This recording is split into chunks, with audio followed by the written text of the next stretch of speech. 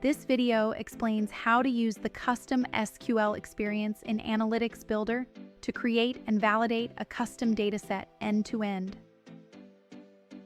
To create a new dataset, navigate to Datasets. Then click the New Dataset button and choose a data source. Click Create Dataset. Select Use Custom SQL and click Edit/Preview Data. Confirm that the SQL editor opens. In the Schema Explorer pane on the left, select a Brightspace dataset.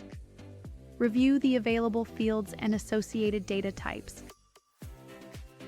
Type your SQL query in the editor.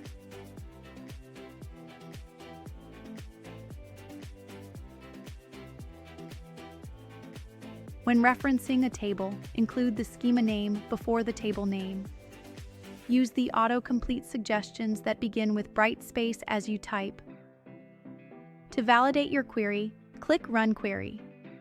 Review the results in the Output Preview panel and confirm that the returned data looks correct. Once your dataset is ready, click Apply. You can use the dataset as is, or apply additional transformations using the new data preparation experience. You can preview the data in the Preview panel. To make further changes, open the Configure panel, then click Edit Custom SQL.